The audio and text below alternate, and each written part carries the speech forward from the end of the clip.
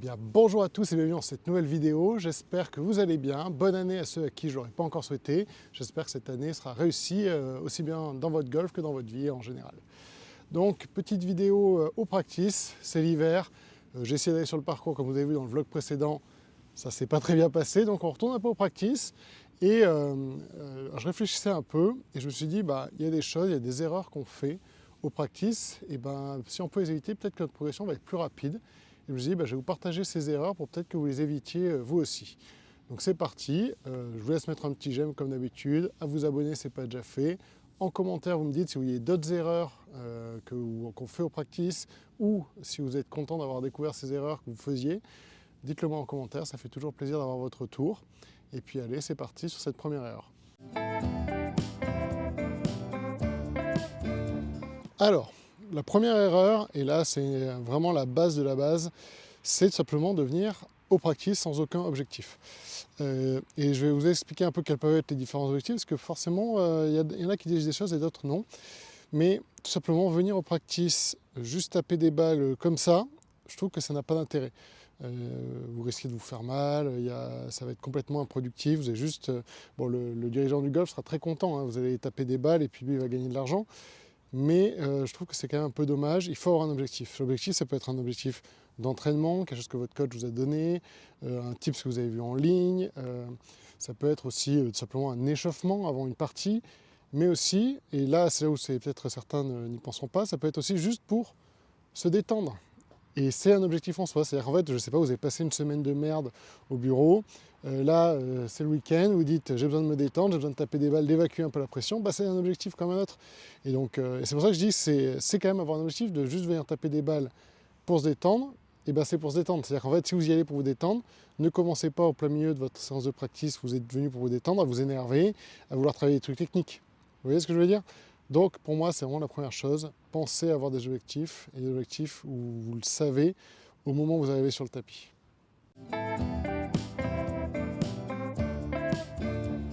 La deuxième erreur, et alors là, pourtant, ça fait des années que je le dis, et pourtant, j'ai l'impression que personne ne m'écoute, alors que même des pros le font, font la bonne chose, et pourtant personne sur les practices ne le fait, c'est enregistrer votre swing. Filmez-vous. Essayez de comprendre à travers la vidéo ce qui ne va pas dans votre swing. Et ça me rend dingue, c'est que ça fait des années, je le dis, et je ne vois jamais personne, à part moi, qui a un trépied au practice. Encore une fois, un trépied, ça coûte quasiment rien. Vous allez sur Amazon, vous prenez les Amazon basiques, je crois que ça vaut 15 ou 20 euros. Alors si vous avez pu vous acheter votre driver à 400 euros qui est censé résoudre votre problème de slice et que vous ne pouvez pas vous acheter un trépied à 15 euros, venez pas me dire ça, c'est pas possible. Donc achetez-vous un trépied, ça coûte rien, vous le mettez derrière vous, bien dans le bon axe. Essayez pas de commencer à vous mettre dans des axes un peu bizarres. L'objectif c'est d'avoir toujours le même axe pour pouvoir avoir des points d'amélioration. Donc généralement c'est la caméra à peu près au niveau des hanches, bien par là ou face à vous en fonction de ce que vous voulez voir. Et vous enregistrez vos swings, et pas besoin d'application que ce soit. Vous prenez l'application vidéo de votre téléphone, l'application ralentie de votre téléphone, vous regardez, vous faites un swing, vous arrêtez, vous allez voir, ok, je voulais bosser ça, est-ce que c'est bien ce que je fais en vidéo, est-ce que ma montée, je veux le bosser extérieur, est-ce qu'elle est bien extérieure ou est-ce qu'elle n'est pas là?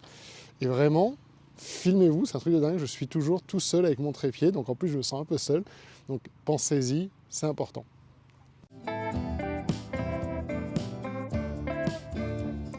Allez, on arrive sur l'erreur classique que tout le monde fait. Et alors là, s'il y en a qui me disent que c'est pas vrai, que vous n'avez jamais vu quelqu'un faire ça, vous êtes des énormes menteurs. Parce que moi, je le vois tout le temps quand je suis au practice, c'est ça.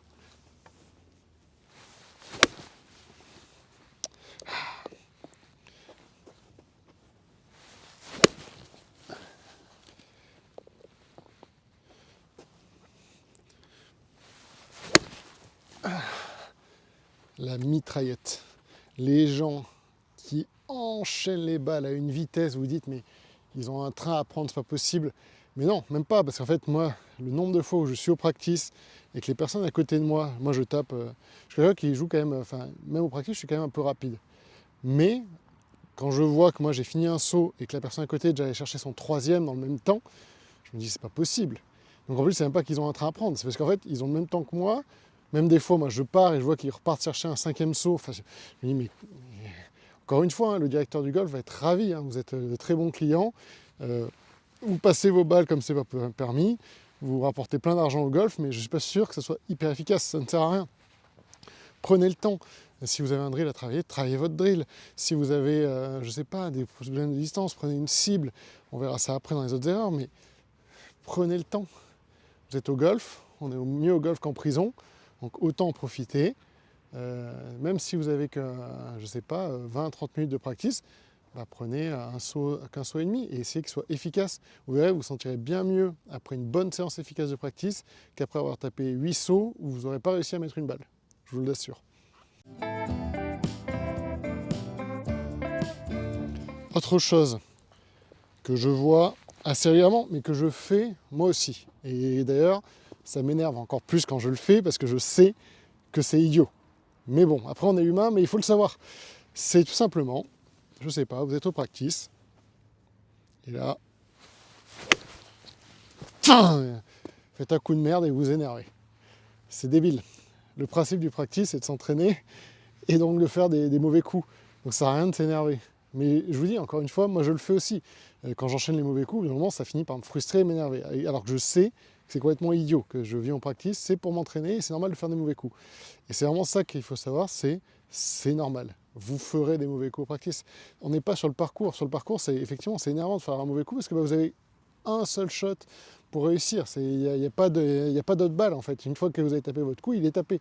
Là, au practice, vous pouvez taper un coup et c'est pas grave. Il reste plein de balles. Bon, sauf si c'est la dernière, tant pis. Voilà. Mais en tout cas, donc ne vous énervez pas quand vous ratez un coup. C'est normal au practice. Une erreur que beaucoup font, c'est simplement de ne pas réfléchir à où est leur face de club. Alors vous voyez, moi elle est dégueulasse, mais c'est pas grave, c'est pas ça l'intérêt. L'intérêt c'est de savoir où est la face de club dans le swing. En fait, beaucoup de gens ne comprennent pas cette relation de la face entre la direction de la balle. Et un bon moyen simplement de s'entraîner à placer la face à l'impact, en tout cas dans le swing, c'est simplement de surexagérer un effet. Enfin, en tout cas, les deux gros effets. C'est-à-dire, en fait, vous entraînez à faire des snap hooks où justement vous allez fermer la face, la balle va partir à 50 mètres à gauche, et juste après, face très ouverte, une balle qui va partir à droite. Et c'est vrai que l'intérêt, c'est de se dire, ok, je sens ce que fait mon corps quand je ferme la face, et je sens ce que fait mon corps quand j'ouvre grand la face. Et après, il reste juste à trouver le juste milieu pour pouvoir envoyer des balles droites. Donc par exemple, je sais pas, si je veux faire un snap, je me dis vraiment venir fermer la face là pour sentir qu'elle part à gauche. Voilà. Et donc là, il y a une balle qui est partie bien 50 mètres à gauche. Donc voilà, ça j'ai bien senti, ok, donc quand je fais ça, la balle part à gauche. Et si je veux que la balle parte à droite, donc je vais à l'inverse, bien ouvrir la face. Voilà. Et donc là, on a une balle qui est partie très haut et à droite. Donc voilà, tout simplement, entraînez-vous à ça. Bien fermer la face, bien ouvrir la face pour sentir le mouvement de la face. Une petite erreur que certains font aussi, c'est de tout le temps, en fait, jouer la même cible. C'est-à-dire, par exemple, je sais pas, vous prenez le drapeau qui est pile en face de vous, pile à la distance que vous connaissez, toujours avec le même club, et vous passez votre session de practice à tout le temps vous dire, bon allez, c'est cette cible-là. Yes, je l'ai eu. Et après, coup suivant, ah, je ne l'ai pas eu. Et hop, je recommence. Toujours sur la même cible. Sauf que ça, en fait, c'est pas du golf. C'est pas comme ça dans la vraie vie sur le golf. Dans le golf, en fait, vous avez une chance d'avoir une cible, et puis c'est fini. Sauf si vous la foutez hors limite, vous avez le droit de retaper. Mais sinon, il n'y aura pas de deuxième chance. Donc, varier les cibles, c'est un truc que peu de gens font. Et puis surtout, c'est aussi un bon exercice parce que souvent, on a tendance à s'aligner sur la cible qui est pile face au tapis. Et donc, c'est assez bizarre d'ailleurs, souvent, ça fait une sensation un peu bizarre quand on s'aligne, vous savez, sur une cible qui n'est pas du tout en ligne avec le tapis. On a l'impression, et souvent, à faire des mouvements un peu bizarres, mais forcez-vous voilà, à aller chercher d'autres cibles pour justement en fait varier et même de changer de club pour varier un peu. Et vous verrez, ça va vous faire des séances de practice bien plus efficaces. Voilà les amis, j'espère que cette petite vidéo vous sera utile, que ces petites erreurs, vous les reproduirez plus. Même moi, comme je vous ai dit, je les fais régulièrement, donc on a beau le savoir, on le fait quand même, donc vous flagellez pas parce que vous faites ces erreurs-là. Mais voilà, je pense que vous aurez des entraînements plus efficaces si vous suivez un peu ces règles, et vous évitez ces erreurs, et puis normalement ça devrait aller. Bon, en attendant, j'espère que ça vous a plu.